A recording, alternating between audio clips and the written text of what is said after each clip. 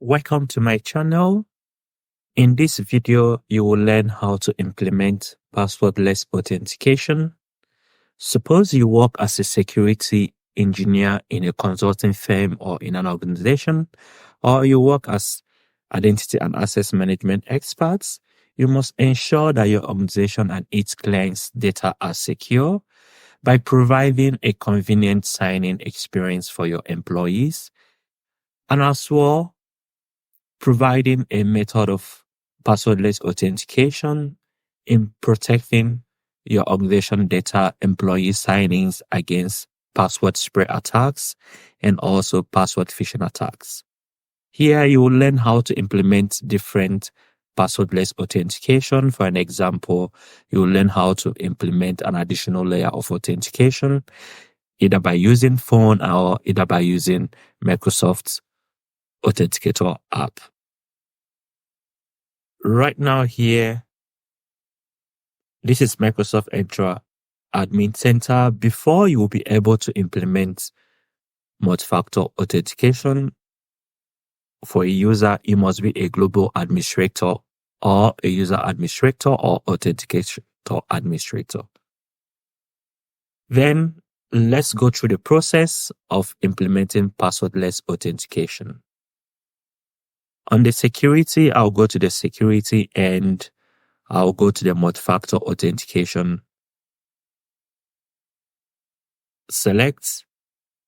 It's very important to understand that this is adding additional cloud-based multifactor authentication settings so that whenever a user is trying to sign in, the user will be requested to either receive a one-time passcode through phone or a one-time passcode through email or a one-time passcode through Microsoft Multifactor Authenticator app. This is very important to protect users and data.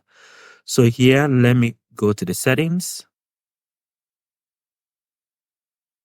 We could see on the service settings, the blue checkbox is already selected to create app passwords.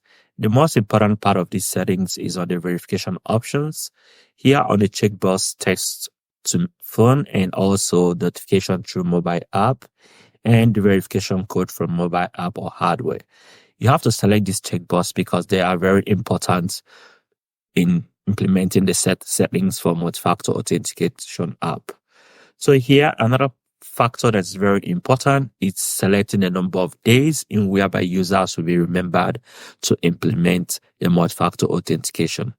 Here, you can decide to select any number of days. You can decide to select 20 days. You can decide to select 90 days, between 1 to 365 days. Then I will click Save.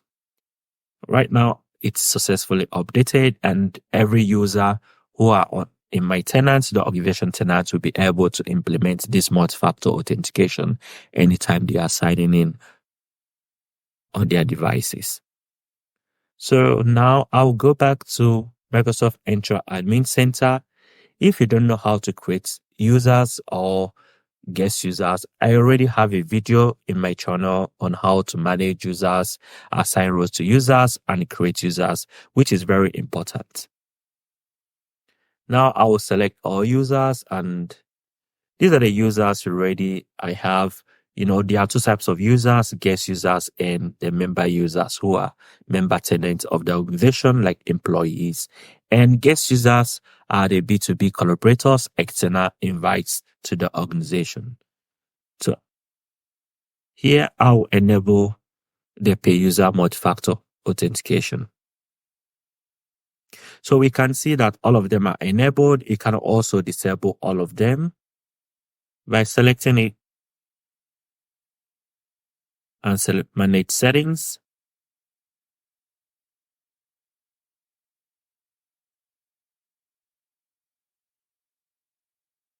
And also by clicking any of these in order to delete it. So here, being enabled already, I will now decide to implement the multi-factor authentication. Okay, first enabled. I will show this one disabled. Yes, this is disabled. This is how to disable it. You can see that this is now disabled. The same thing if I want to disable any of these, I can easily disable any of them as a global administrator. Now to enable both of them, I will click it and click enable and enable multi-factor authentication. It is now successfully enabled so that anytime the users are trying to sign in on their devices, they will be remembered to implement a multi-factor authentication process. So let me go back to the user and sign in using normal Amy as a user. On here, this is normal Amy tenant. This is the normal Amy email address, which is in the organization tenant. Another factor you all have to remember is to know that as a global administrator, you have a right to reset a password. You can also reset a password. This is how to reset a password. Now I've resetted this password. Anytime this user is trying to sign in, this user will be remembered to change this password because this is a temporary password. To change to a particular password that the user like. This is actually what happens at the back end. Anytime maybe you are signing in an organization, you receive this type of emails and tell you why you are signing in. This is a temporary password that you have to change your password. So right now you are seeing everything that is happening at the back end, how it is being done. So now I will select the user email to sign in. So here is Microsoft sign in for the user to sign in.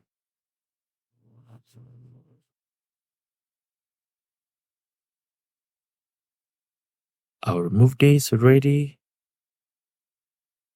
I'll click the user sign in. Next. I will select the user password for signing in.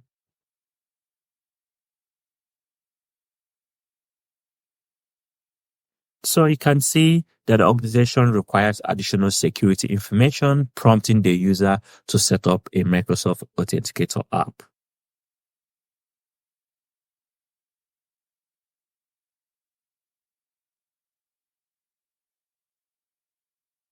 So here I have a video on how to set up Microsoft Authenticator app. You can also watch it, but here I want to implement a different method of multi-factor authentication using phone.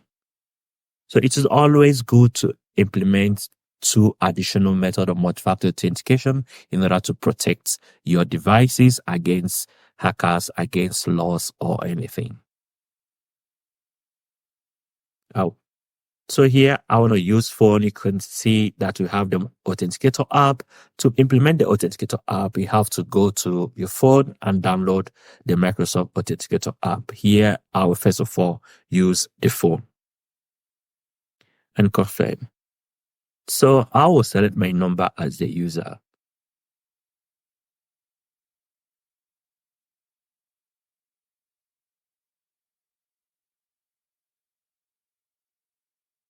And put in this number, I will receive a one-time passcode on my phone. I'll click next.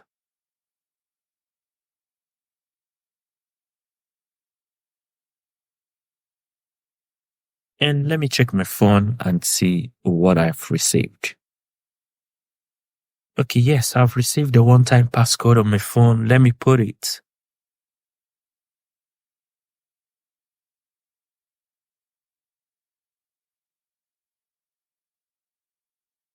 And click next. Yeah. Now the verification is complete and my phone is automatically registered. Anytime the user is trying to sign in his device, he will receive a one-time passcode, enabling the user to have a strong sign-in method. Done.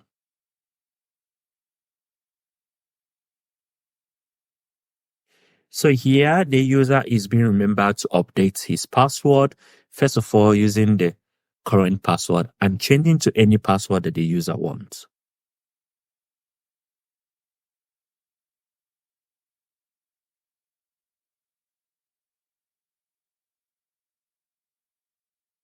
It is always good as a best practice to always use a good password, not only numbers or alphabets.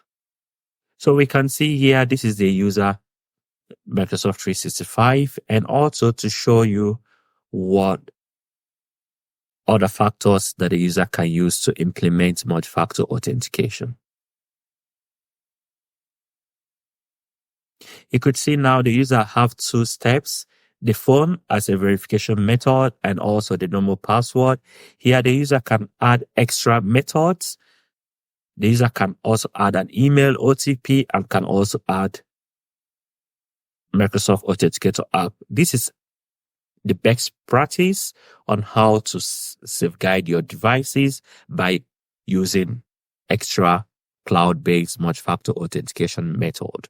So also the user can sign out if the user has a problem, maybe lost his device, and also as a global administrator, can also enable this by signing out on all the user devices if the user maybe lost his devices. This is to protect the user's data and also to protect against unauthorized sign-ins. If you lost a device that you use for sign-ins, you recommend to sign out from all devices. This is how to implement a cloud-based multi-factor authentication to protect users and also building a better user experience that gives users a convenient way to access data from anywhere. So this gives a robust insight on how users can use passwordless activity, and also you enabling users to sign in without any password. The user doesn't need to be remembering password on their head or writing password downs or trying to put down passwords whereby anybody can be able to have an access, or trying to remember PIN and also try to maybe having any problem of knowing what kind of password I have to implement. Thank you for watching, and also subscribe and like my channel. Thank you.